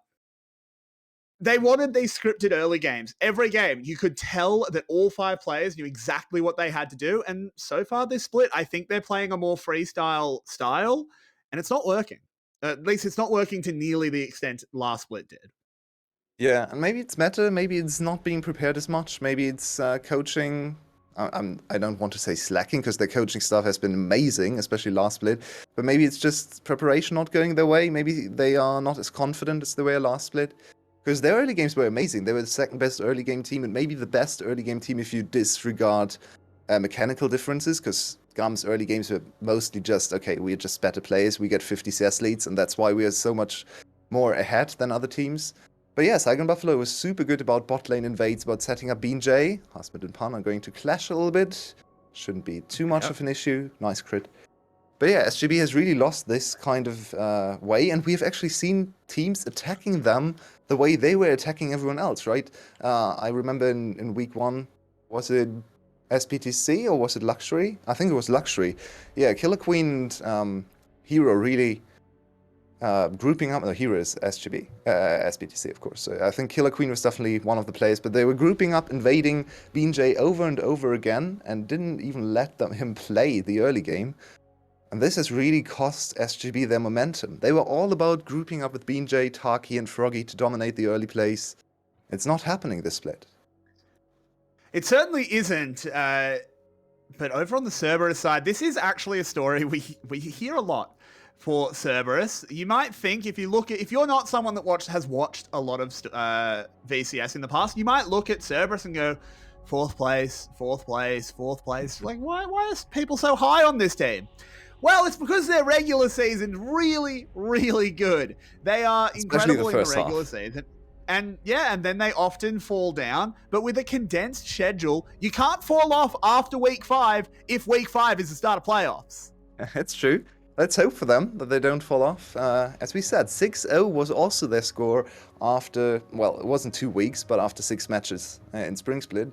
And then they were even 10-0 in game score, I believe, until they lost their first game. And everyone was hyping up Cerberus as the best team. Then once again, they came in fourth, even lost to Team Secret in the playoffs. So they need to show us best of 5. But now 𝘂cie has an opportunity to start this game. 𝘁𝗲. Oh, well, one big bad of Runeterra meeting another as 𝘂cie bears down on 𝘁𝗀𝗀. The flashes come out and first blood is claimed. A little ugly there, but fortunately for them, 𝘂cie has insane melee, so-called, range, so he actually gets the auto attack in. That's the first blood for Camille. She used her flash though, so she's a little bit vulnerable. Unfortunately, the other team has a Grace in the jungle, so no CC whatsoever. This is going to be a very hard setup to punish. We probably have to look at 𝘀𝗀𝗆, level 6, 𝘁𝗀𝗆 𝘀𝗀𝗆 roaming up towards Pan, but it's a good start once again for Cerberus. Yeah, this is a bit of a mistake from 𝘁𝗲. He actually should have known that 𝘂𝗀ie was top side, but he just gets engaged on, you've got really no hope there. The fact that he forces both flashes is honestly a pretty good result here, because he just evidently doesn't have his W up. Yeah, one of the problems is you could debate if he might have to flash the E instead of flashing later, but his flash was actually quite good, as he said as well, because he flashed behind all his minions, so the skill shots couldn't land anymore. But 𝘂𝗀ie is back in top lane. They want to punish 𝘁𝗲 again, and he has no flash. He is dead. Oh, he is so dead. He manages to clean up a few minions on the way out, but once again, no W coming in time. 𝘂𝗀ie will have a stint in the armor. 𝘁𝗁, I mean, he's in trouble, and it doesn't get better as 𝘁𝗀𝗆. If you get behind against Camille, you just get stat checked. I'm really not feeling 𝘁𝗀𝗆 on these farming, late-game focused champions anymore. I agree. Surely, I mean, definitely Graves can be an early-game focused champion as well. If you get to invade, if you get to play jungle 1v1, Graves can dominate early games. But the problem is he's not about ganks. And SGB is just falling behind, not being able to gank. And 𝘁𝗀𝗆 was such an amazing ganking jungler, always, or skirmishing jungler as well. And now he's even spotted by 𝘁𝗀𝗆. They're reading every single move of the SGB jungler, and 𝘁𝗀𝗆 forced to walk away. Ooh, moving forward, 𝘂𝗀𝗆 can't find the gold card in time. Can they get a kill back? No, the flash away and 𝘂𝗀𝗆 covering him will make sure this Twisted Fate stays safe. A little lazy from 𝘂𝗀𝗆, you have to say. He did see 𝘁𝗀𝗆 in his jungle, and he saw 𝘀𝗀𝗆 approaching, so a little lazy there from 𝘂𝗀𝗆 not to step back, not to respect the 𝘁𝗀𝗆 a little bit more. Also a little unlucky, I believe, on the card roll, because he didn't actually get to the gold card in time to stop the engage from 𝘀𝗀𝗆. He did actually. His gold card was his second card. He actually really? straight Oh, my he locked the mistake. fourth card. Yeah. Well, it was actually just a mechanical mistake. fair enough. I wanted to cut him some but slack. It didn't get punished for it. Didn't get punished. Oh, no slack being cut here, 𝘂𝗀𝗆. The thing is, we have to criticize Cerberus at some point, and they don't give us much to criticize, so we don't want to look biased. Fair, that's fair. I mean, so far their performances have been amazing. Honestly, not all of them though. So I was still doubtful, and of course, I'm a little bit biased towards SGB. I know I shouldn't be, but I try not to be on cast, but in my predictions, I tend to be a little bit more SGB biased. So I still predicted SGB, even though I was fairly certain they would lose today. Yeah, looking a little bit foolish for sure. They're already 1k down again. But Cerberus has had some very shaky performances, not only with POS in, but also 1 day ago, 2 days ago, where they just lost the game for no reason, and 𝘂𝗀𝗆, no flash this he's time. in trouble. A flash over the wall from 𝘁𝗀𝗆. They'll pick up the kill. Now 𝘂𝗀𝗆's in a weird position, and in the bot lane, 𝘂𝗀𝗆's actually picked up a 2v2 kill over on 𝘁𝗀𝗆, so SGB are surging. Oh, what a cue! Shaky performances from Cerberus, and right on time they come in and lose 2 of their members. SGB out of nowhere, back into the game. 𝘁𝗀𝗆 wasn't even level 6, so this can happen again with its ultimate ready. What happened in bot lane? How can Artemis die? He used both as summoners. This is very surprising, but the retaliation's already... Okay, 𝘁𝗀𝗆 has been found. There's a taunt coming out from 𝘀𝗀𝗆, but he has to get the hell out of there. The Heartbreaker coming forward, doesn't quite land the W. The Q from 𝘁𝗀𝗆 will slow him up, but now it's a 3v3. You don't go under that tower, but it's 1 kill back for Cerberus. It's 1 kill back, but it's also TF ultimate use. So in the end, yeah, it's not great for the side of 𝘁𝗀𝗆, but they don't actually lose too much, because now TF has to wait for the next play. Artemis interrupting the... Okay. Wow, how does he die here? Does he turn? Yeah, just a flash forward, bang, fourth shot into a grenade.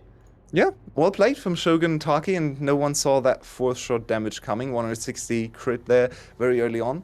So Artemis with a very rare positioning mistake in lane, a little bit of an overstep. Now he is level 6, so a little bit more of added safety, also damage. But 𝘀𝗀 in trouble again. 𝘀𝗀 low, he's not dead though, and he can actually position himself well around this Jhin ult, and they turn it around onto 𝘀𝗀𝗃. Disaster for the Buffalo. Ah, this hurts so much. They wanted to punish him again, but this time Cerberus is here, and they get the kill. And it's kill on Artemis, which is really devastating, because you just put him behind. You finally managed to kill the monster in lane, and now he has a kill again. So he's just fine. Ego a little bit in trouble. Doesn't have the ultimate to escape. Does have a slash though. And Cerberus might actually walk away from this objective, because 𝘀𝗰𝗶𝗹𝘀 just with the better setup. Ultimate on 𝘁𝗀𝗃 ready, which means he's a full tank right now. This should just be a free objective for SGB. So even though they lose a member in mid lane, they still punish the overall weak position from 𝘀𝗀𝗃 in the game and get one objective back into their pockets. Yeah, they do manage to strike back. This is definitely not as dominant as game one. SGB are managing to make some plays stick, but unfortunately not enough to give them an actual lead. As, Pun's in a lot of trouble. They go to Brazil, and this is just going to be a rundown here from 𝘁𝗀. Pun's got no hope. Oh, no! Never mind. Wow. I don't actually think you can blame 𝘁𝗀 too much for that. He's I mean, just I not can a blame very him for the mobile flash. champion. Did he not? No, but why did he flash? Fair enough. Yeah, I Like, think that he was was so just late. very frustrated after dying twice in lane, then outplaying Pun in this 1v1. He's actually outplaying him in laning phase as well. Look at the CS lead. So 𝘁𝗁 still showing us he's a very good laner and can dominate almost anyone on almost any matchup.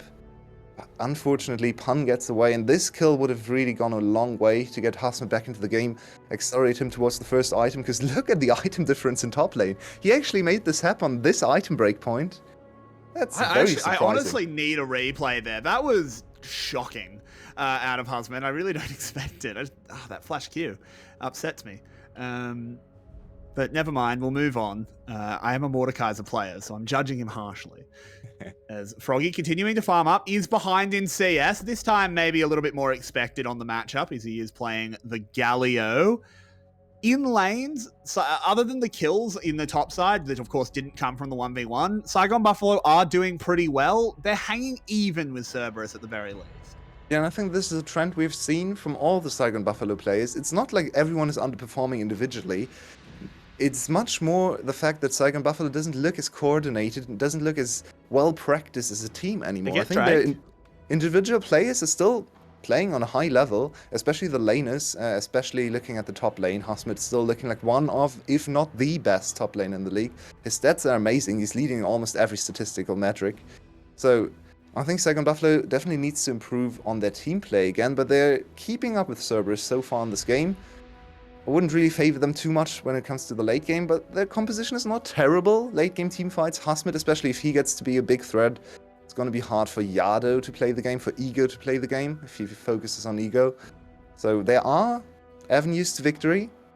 I would still say Cerberus probably has the easier to execute composition, so much CC, so much setup. Even their kiting is pretty strong on Zarya there, and 𝘀𝗀𝗃 with the disengage as well. So let's see how it goes later on, but for now, it's better than expected. Though, we have to say last game, the early game was close as well, so the big spike for Cerberus is still coming. And what an opposite story that is. You were speaking just before about how, yeah, 𝘁𝗁 is dominating statistically, but the team play is off. That is such... It's just the exact opposite of what we expect from this team. 𝘀𝗰𝗶𝗹𝗀 was normally the team that was the opposite. Statistically, you looked at their players, again, admittedly with the exception of 𝘁𝗁, and be like, oh, their stats actually aren't that impressive. But then you'd watch them play, and they looked incredible because they played off each other. And we need to see that come back because it was such a beautiful thing to have in the VCS, was 5 players that knew exactly how to play with each other. Though admittedly, we kind of still do have it. They're just called Cerberus. It's true. Cerberus was always a very good 5-man team, especially in team fights. But 𝘀𝗰𝗶𝗹𝗀's specialty, no time for that. 𝘀𝗀𝗃 once again under pressure. Yep, Yado has to flash away. Ego now, he's been caught out. He's been knocked up. Where's That he headbutt going? was real sussy. But the Jin ult coming in, but everyone can block for him. They're just fine. There was actually a Grace ult in there as well. That was just a tiny little missile, completely blocked by 𝘀𝗀𝗋. Very nice roam from 𝘀𝗀𝗋 to counteract the roam from 𝘁𝗀𝗃. They are going to get some platings here, but out of nowhere, Cerberus is actually almost 2k gold ahead. Where's the gold coming from? Did they get some plate? Yeah, I think Artemis just mined a lot of gold at the tower. Topside, Husmed. This is a solo kill if he wants it. Why? That 𝘁𝗋𝗋 ult. Oh, Why? that's I why. don't understand, but BJ's here. I still don't know about the 𝘁𝗋𝗋 ult, but I like the Graves move. Yeah, at least they actually commit a lot of resources to get some kills. But what is 𝘀𝗀𝗃? What is happening to 𝘀𝗀𝗃? 𝘀𝗀𝗃 is in a lot of trouble. He must have just He just TP'd down there and just instantly died. 𝘁𝗃𝗃's gonna follow him. The Heartbreaker goes under the tower. Shogun managing to Quick gale boy. force away. 𝘁𝗃𝗃 actually still alive. He will die eventually. Shogun still running. Actually binds him up under the tower. Oh. Ego! Get owned, nerd! So far, we've been using the egoing joke, almost positive, almost exclusively positive, but this was a little bit too much egoing on his side. Just chasing down the very quick ADC with 𝑐C under the tower. A free kill to Shogun, which I think he deserved because he had some very good sidesteps in that play. Not the greatest showing from Ego in that instance, but still a positive play for Cerberus. They get the first tower, more gold into this Xayah, and she's close to a second 2-item power spike, and no one is going to live, not even the Alistar, if she hits a good druid there. No, they absolutely aren't. I'd love to know what the hell happened to 𝘀𝗀𝗃, because he ulted into the top lane. We criticized that, and then suddenly he's dead in the bottom lane. I almost thought I was going insane, and maybe there wasn't a 𝘁𝗋𝗋 ult. He's just but I'm pretty beamed sure there. there was. The 𝘁𝗋𝗋 got lost while he was in the air, apparently. But it's not an overall good play for 𝘁𝗀𝗵𝗋𝗀, despite the fact that they do manage to trade that one back on Ego. Very much a consolation prize. Another consolation prize, though, is BJ's farm lead over this Viego. Yep, it's very fair, and he's supposed to be ahead on this Grace, especially after losing 2 kills in the early game to the pressure of Ego, so he made use of his time and is actually in a decent spot in this game. He would have liked to have like 2 more kills, of course, to get to his second item a little bit earlier, but he is in a decent spot and might be the main carry of the team. Though Shogun, actually with the 2 kills, the one gifted to him right now, is accelerating ahead of the usual item curve as well. So the 2 ADCs, even though I hate both of these champions, are in decent positions right now. It's not the easiest for them to kill Xayah though, because yeah, Xayah can just dodge the 4th shot very easily, can just count to 4, I hope she can, and then just press her ultimate, and then there's nothing Jin can really do to get more damage onto her. So also just super dangerous for Jin to step up to Xayah. 𝘁𝗃𝗃 is feeling himself though. I think he's looking for the flank. Can he get in there? No, not quite. The Rift Herald will be secured there by Ego. Pick that one up. Yado has a gold card locked and loaded. They don't want to move forward into that. Just going to be some wave clear back and forth. And you can see already the damage that this Xayah is putting out. She is terrifying. I really think the only real solution to her in fights is just Mordekaiser her. That buys you a couple seconds, right? Yeah, it's not super easy though, because ultimate means Mordekaiser has almost no kill pressure on Artemis, and then you take out your strongest member, one of your strongest members as well, and the member with the most agency in teamfights. I'd say 𝘁𝗃𝗃 and Husmed are the 2 champions with the most agency for the side of 𝘁𝗀𝗵𝗋𝗀. Then 𝘀𝗀𝗃 is more of the secondary engage, and the 2 ADCs just try to get as much damage as possible into the teamfight as well. So it's all about the flank from 𝘁𝗃𝗃, maybe facilitated by 𝘀𝗀𝗃 coming in as well, but then also Husmed's target selection. So the problem here, I think the biggest problem is, even if you get on top of Artemis, he has the liberty to actually go into something like QSS pretty easily, because he's not scaling off crit right now in this game.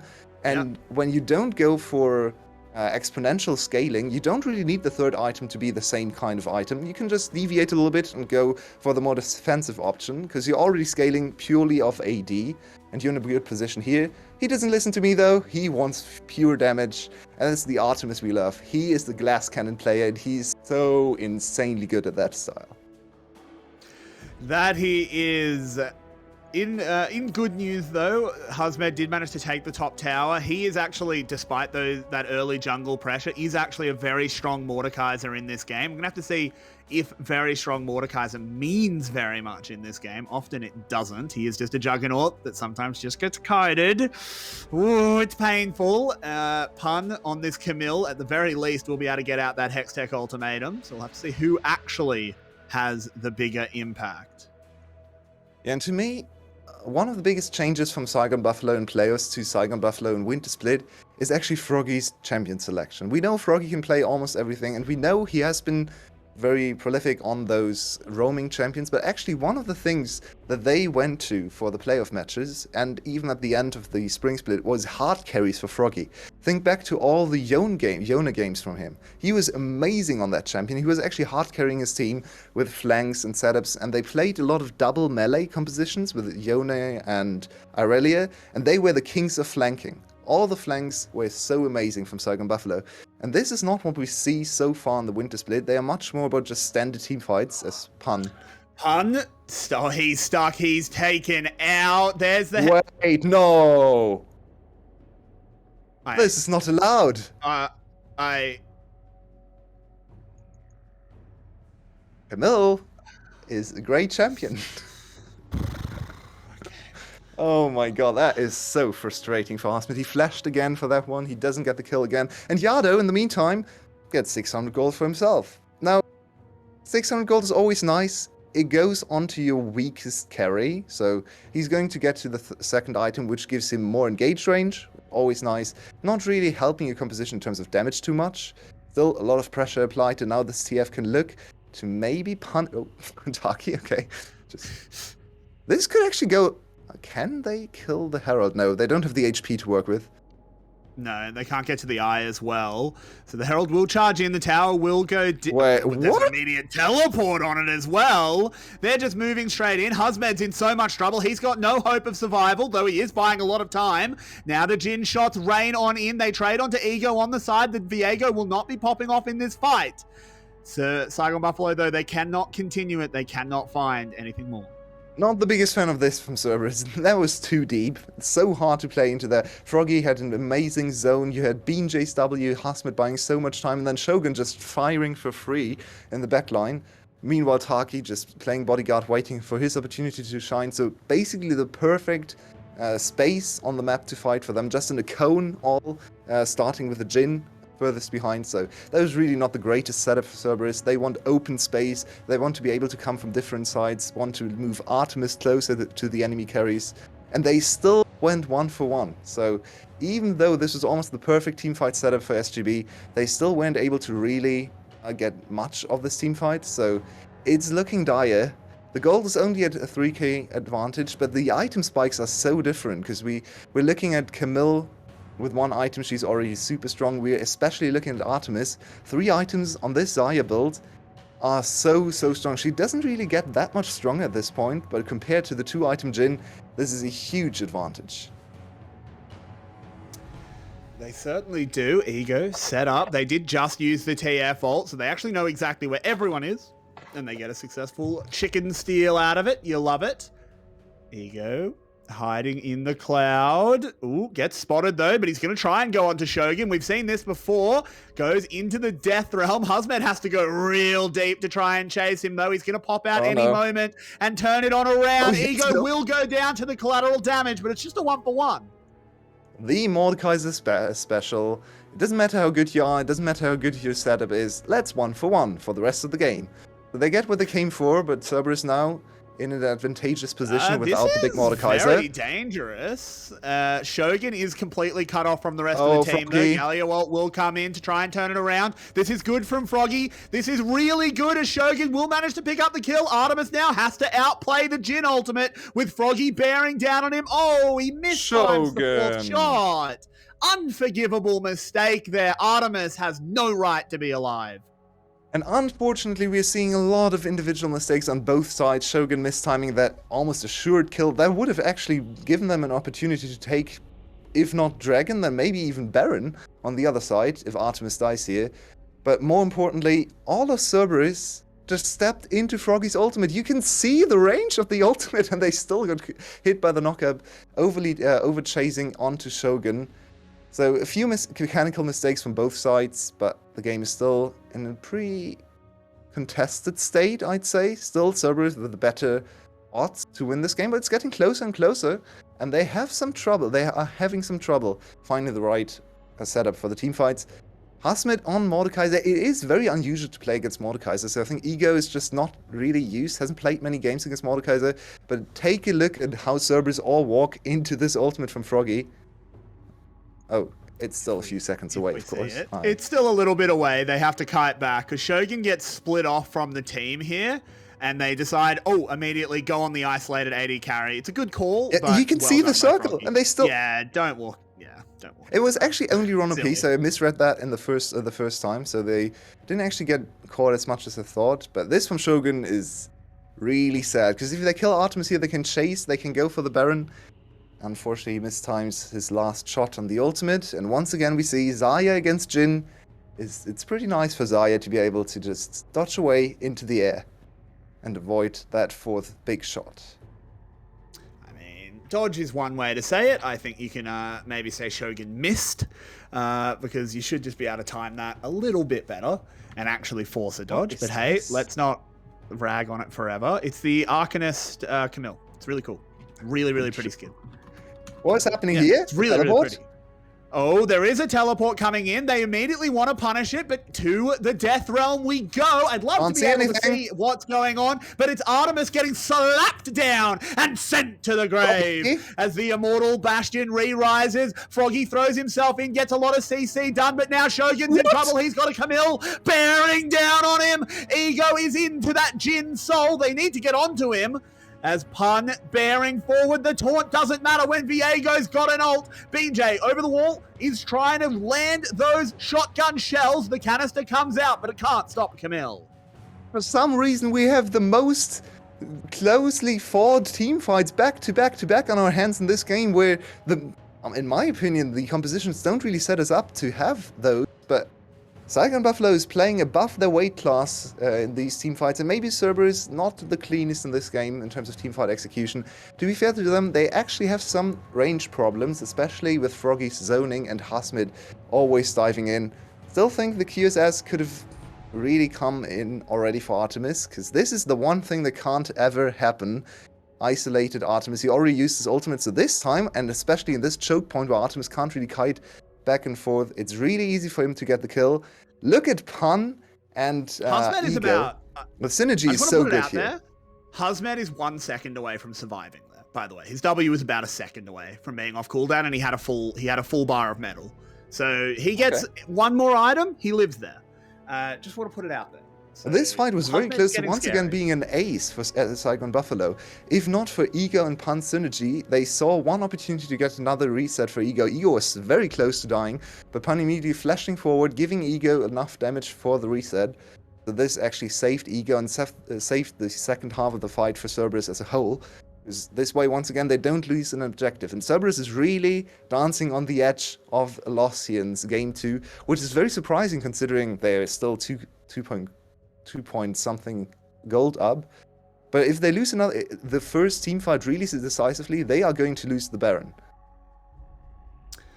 Yeah, that is the price of failure right now, as Cerberus bear down on the mid lane. A little bit of a catch out. It's just onto the Braum, though. They're not going to overcommit onto that one as they actually open up the play. Let's see who's performing. Yeah, he doesn't have anyone to ult to, though, at the moment. W into 𝘁𝗆, into 𝘀𝗀𝗆. But it's a 𝘂𝑐io, friends. He's a very slippery boy. He had to ult away, so this should give priority over the dragon coming up. 𝘀𝗀𝗆 no ultimate is pretty devastating for 𝘁𝗏𝗵𝗆's disengage. And Jhin ult. Jhin ult, yeah, it can be big, especially if they are in the kiting position, but I think it's okay for them to still fight. It seems like Cerberus doesn't really want to contest the positioning in the river, which is dangerous. They're still ahead in gold in items, and they should be confident in winning these team fights, but instead, 𝘁𝗏𝗵𝗆 slowly but surely reclaiming position. Actually, Cerberus is here in time. No teleports for 𝘀𝗀𝗆 or 𝘁𝗏𝗔. And now 𝘁𝗏𝗵𝗹𝗀 reset a little bit too late, so they are late to the party. 𝘁𝗏𝗵𝗹𝗀 losing all their established vision, and suddenly it's Cerberus with better positioning on the dragon. This is how fast it can turn. I mean, the thing here, though, is 𝘁𝗏𝗵𝗹𝗀 don't lose the game on this dragon. It's just a second stack for Cerberus. Obviously, yeah, you want it. You want to move to Soul Point. But if you lose a fight, you lose Baron, and you probably just straight up lose the game. Not There's the instantly, engage. but soon enough, as there's the engage, 𝘁𝗏𝗆 throws himself in, gets a big headbutt. Ego goes into the death realm, and he's actually just dead. He's taken out by 𝘁𝗏𝗵𝗃, who's also nearly full health. Goes golden with that stopwatch, and he will be able to heal up as well. He's got those boosted stats from a big boy Viego. And this is 𝘁𝗏𝗵𝗹𝗀 coming out on top. Twisted Fate ultimates, but it's far too late. 𝘂𝗏 calling the wrong card, and 𝘁𝗏𝗵𝗹𝗀 storming to a fight. And Cerberus still hasn't read the composition correctly for SGB. They're still making the same mistakes. They're getting picked off by 𝘁𝗏𝗵𝗃. Pan, for some reason, trying to kill 𝘁𝗏𝗵𝗃 after he has already done his ultimate. So really not the prime target after getting the ultimate out already. And amazing, beautiful stopwatch from 𝘁𝗏𝗵𝗃 in the fight. But now it's Baron time, and 𝘀𝗀𝗆. 𝘀𝗀𝗆 has to play it careful, but he kites back to his team, does go down to the feathers, but that's a good trade. You trade your Galio for a Xayah every day of the week. And 𝘁𝗏𝗵𝗹𝗀, they walk away really frustrated from this play, because once again, okay, they got the dragon, they're actually close to Dragon Soul, so one more winning team fight at Dragon can give them a huge advantage in the game, but the big Baron, the big prize, the money for everyone, and siege opportunity does not come together. Yeah, Ego once again diving in for no reason, just kill 𝘁𝗏𝗆, kite back, gets isolated, but look at this stopwatch, it's timed so perfectly. Pan exposing himself while going on 𝘁𝗏𝗵𝗃, and then it's just a range disadvantage. Nothing to do here for Cerberus. They are playing team fights so badly. For some reason, they're not adapting in this game.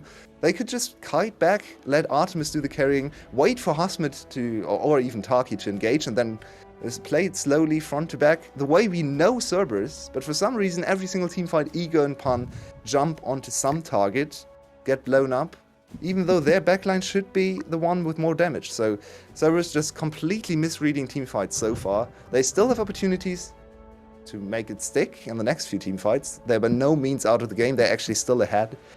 But no QSS for Artemis, no QSS for Ego. And this 𝘁𝗏𝗆𝗆 is getting scarier and scarier. Oh, he is the Murder Emperor is coming online. The immortal bastion begins to creak and groan in the heart of Noxus as its master returns once more. His name is 𝘁𝗁𝗵𝗃.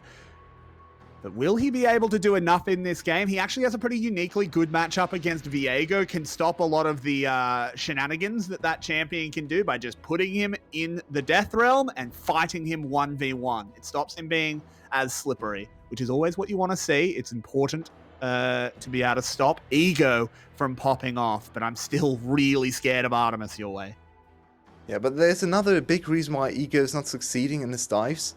This Graves has so much burst damage, and he doesn't really bring the most consistent damage with this build. He has almost no attack speed, but his 3 shots he gets to do will hurt a lot. So Ego, whenever he dives in, he just gets chunked to half HP immediately by 𝘁𝗏𝗆. So smart by Ego, as 𝘁𝗏𝗆 has been chunked out. I just want to point out, Ego has Anathema's Chains. That's just 𝘁𝗏𝗆. You don't lose the 1v1 anymore. 𝘁𝗏𝗆 can't 1v1 you, because the Death Realm is CC. It's reduced by tenacity.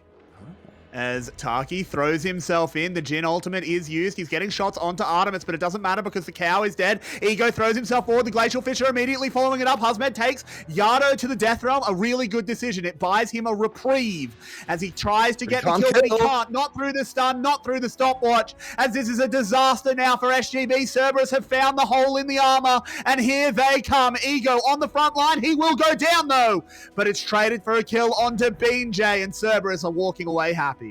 And Cerberus do not deviate from their game plan. They still go in head first with Ego, but this time they have enough stopwatches to make it work. Just everyone turning golden in one fight, and for some reason they're able to win the fight. Now on the Baron, only 2 members so far. This is a little bit scary as Shogun and 𝘀𝗀𝗆 are still around. But Pan is coming, and so is 𝘂𝗏, so they should be able to get this Baron. And finally they break open the objective trait. There is a big objective coming up, the Mountain Soul. Unfortunately for 𝘀𝗰𝗶𝗹𝗀, even if they get the Mountain Soul, there's already a Serpent's Fang in the inventory of Artemis, so it's not actually the highest value you can ever get. It's still nice to have, but look at this. 𝘂cie once again first in, which really hasn't worked so far in this game, but this time he gets to live. And they kite back a little bit more. They are not quite as reckless, just looking for an opportunity, and then 𝘁𝗏𝗁 goes in. So this time around, they actually wait for the engage. He doesn't have Aftershock that City. entire time. Yeah, look at Stopwatch City, it's so insane. They all turn gold, they all turn invincible. Nothing really for 𝘀𝗰𝗶𝗹𝗀 to hit, and that's really devastating for champions like Jhin and Graves, who rely on the big hits. They can't really get the high attack speed. It doesn't matter when you go golden, because we just attack you anyway. Ooh, we come out of the replay and Froggy's in a lot of trouble. He's looking groggy as Artemis whips some feathers into the back of the Galio and takes down the statue. 𝘂cie ults away, but you can't ult away from Husman. He bears down on him, but he's fighting in the jungle. The Death Realm in the jungle is a nightmare, 𝘂cie. We don't want to be there, but it doesn't matter. He manages to just about kill him. They're trading back well. One more shot onto 𝘁𝗏, but he misses. It's a 2-for-1 in the favor of the Buffalo. 𝘂cie, this game is the game that keeps on giving. They still don't understand what's going wrong for them in teamfights. It's so funny. They just don't. They just never react to what's happening to them. It's quite weird to see this team that's usually so good at team fighting not understanding what's happening. BJ takes the soul. Yep, but as I said before, soul not actually the biggest of deals. It's definitely going to give 𝘀𝗰𝗶𝗹𝗀 a reprieve in this game and also get them closer to the actual item disadvantage. I think with the soul, it's probably even when you look at the items. So this game's still very, very far from over. But there is Serpent's Fang in the enemy team, and the Elder Dragon might just be where this game is going to get decided. I mean, I agree with you that the shield is nullified quite a bit by the Serpent's Fang, but the actual resistances are pretty big against Lethality Xayah. So I think you might be underselling the Mountain Soul just a little bit. Well, if you actually build armor, yes. If you don't have armor, it's almost nothing. So that's how mountain drakes usually work. If you build one armor item, then suddenly the value spikes and goes up so much. But if you don't have any armor, it doesn't really make that big of a difference. Of course, lethality is the weakest stat against the mountain drake, just because it gets completely denied with the extra armor coming in, even from just the natural scaling. But she also has 30% of the on this roll grudge, right? So it's not only lethality Xayah. She's actually only on 1.5 lethality items. So it's not going to do as much. And individual dragons, I'm a firm believer that they all just don't do anything. So the armor really negligible that's coming in. But Artemis now, still no QSS, but this time he can revive. Oh, hang on, Husman. He gets chunked out, doesn't commit the Death Realm though, so he is still a threat as the pizza slice of doom is used, but it's just going to be a little bit of tomato sauce on 𝘁𝗏's clothes.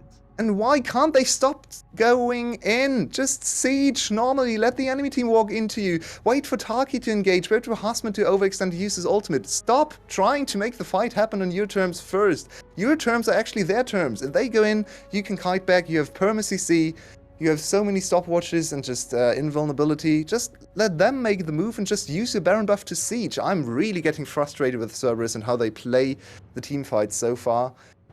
This could really give 𝘀𝗰𝗶𝗹𝗀 a way back into the whole series. If they win here, one more team fight at Elder Dragon, suddenly it's 1-1 and suddenly they get the opportunity to break Cerberus's 5-0 streak. After a horrible early game, first game I should say, they got dominated in every capacity.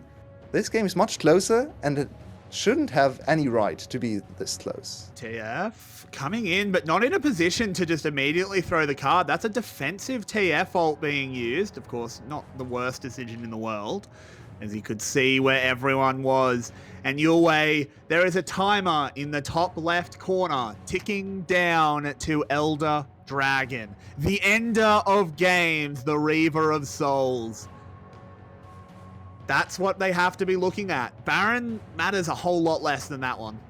Yes, Baron is actually going to be a very different buff than it usually is in this game. This Baron is just a combat buff. No one is going to siege with this Baron. Whoever gets the Baron in 1 minute, if anyone gets the Baron, is just going to go into the fight of the Elder Dragon with plus 48 AD and plus let's say 80 AP, so it's a very significant buff for the fight. It's not going to be used like Baron is supposed to be used to Siege, because everyone is just focused on that Elder spawn, as you pointed out. But the Baron can give you those stats you need to get the final tick of damage. Artemis's Feather with plus 40 AD, maybe it's enough to one-shot Shogun, right? So the Baron is still quite important just for the combat that it gives you. It's a tough call though, your way, because sometimes, you know, you have that Baron posturing, you take the Baron, then you have to reset, and then the dragon's gone. It can be a little bit disastrous. Yeah, if you misplay the Baron, if you let them get in and you take too long to reset, you don't even have to die. If you just take too long on the map, then suddenly the enemy team has full priority on the bot side and gets the setup for the Elder Dragon, and then that could spell disaster for your team.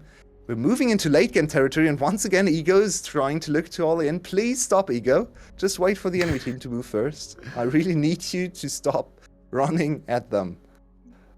Well, I kind of want him to, because it's hard not to be a 𝘀𝗰𝗶𝗹𝘀 fan right now, but just because I want a game 3. These two teams are absolutely going at it, and I need a third game.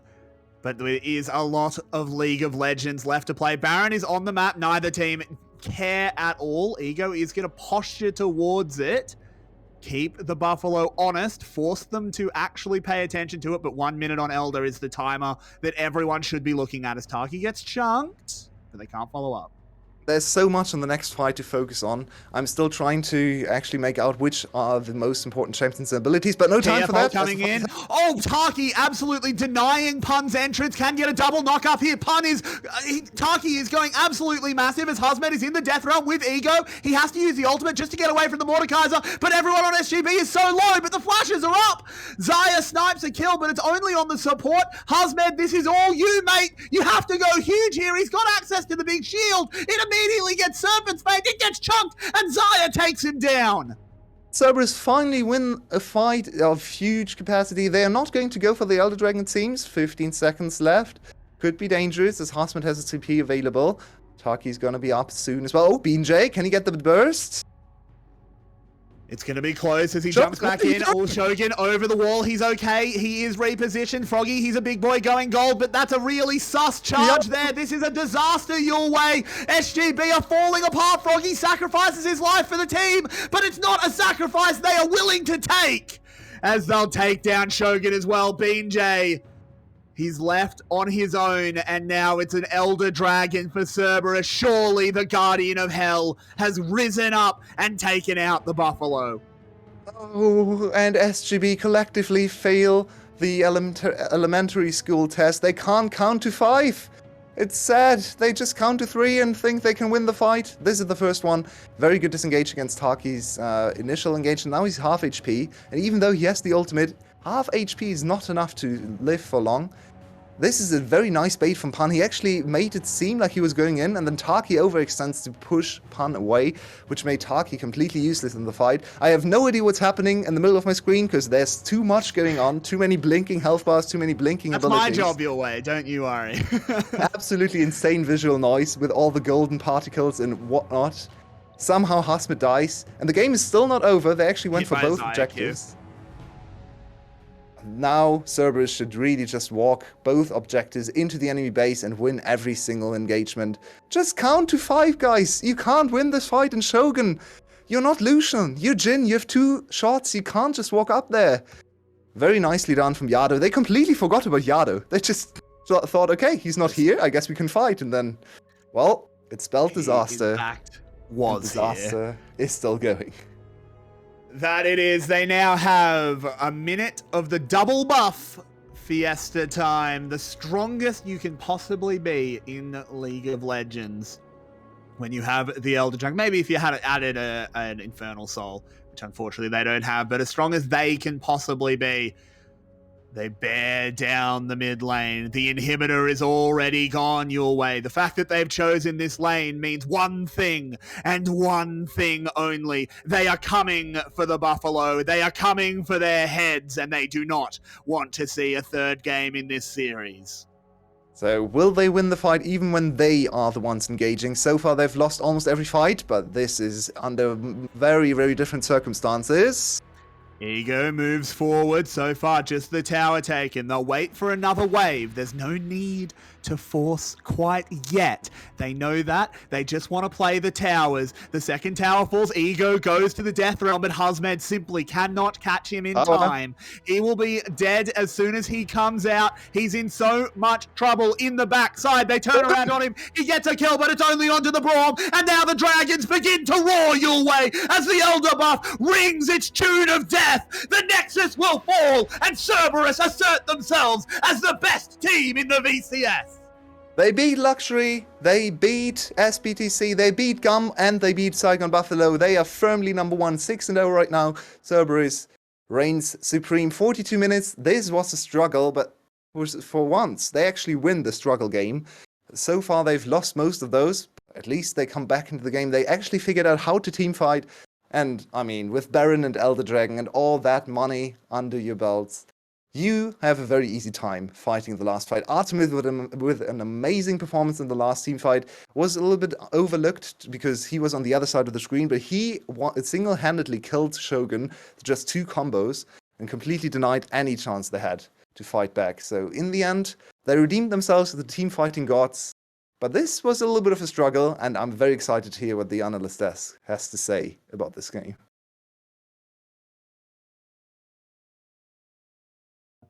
Thank you very much, guys, 𝘀𝗋, and the simulacrum of 𝘀𝗋 coming a fantastic cast, of course. And guys, well, it certainly was a win for 𝘀𝗶𝗵, but I think we'd be lying to ourselves if we said that was any kind of clean. Pretty boring game. Aren't we expecting something better? Like this was chill. Yeah, I don't have like 6 billion BPM at the moment. It was I think it was well pointed out inside of the game, which is that 𝘀𝗶𝗵 was winning for the majority of it, but they had kind of a tough time really imposing their will upon the side of Saigon. And Saigon had a bunch of tools for being able to punish when a team was like attacking into them. They had the 𝘀𝗀𝗆, they had the Graves to be able to kite back the 𝘁𝗀𝗆 as well. Not to mention, I mean, 𝘁𝗀𝗆 pretty much single-handedly through the mid game, alongside BJ's damage on the Graves, which did start to scale up, was finding Ego over and over again with these 𝘁𝗀𝗆 ultimates. I'm surprised he went anathemas instead of just going for a QSS, because his deaths really were what was causing like the dragons to go over to Saigon and a number of those fights, because that's the most consistent damage on the team, given that he had the Xayah, but it just didn't matter. Eventually, the side of 𝘀𝗶𝗵 scaled so heavily. Artemis was chunking people for half their health bar with Qs and Es coming out from the Xayah just about every single second, and Saigon just simply did not have the ability to take fights that they were really advantageous. They themselves weren't able to force an engagement.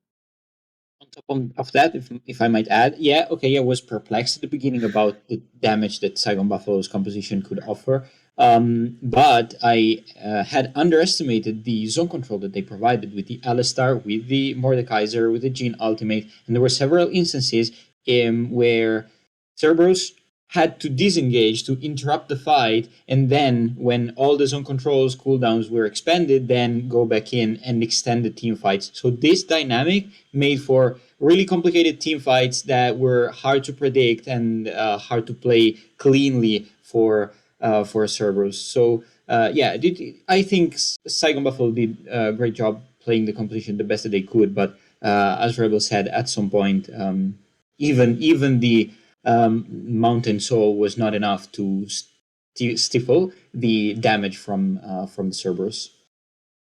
Yeah, and as 𝘀𝗋 kind of said, I think Saigon ended up losing a bit of their composure. They were performing in fights very well, as you said, but there was just one, maybe 2 fights where they just couldn't quite count to 5 and were taking the fights just because the enemy was in front of them, kind of a solo queue mentality where they didn't need to take the fights. They could continue with the state of the game as it was, and that wouldn't have really disadvantaged them at all.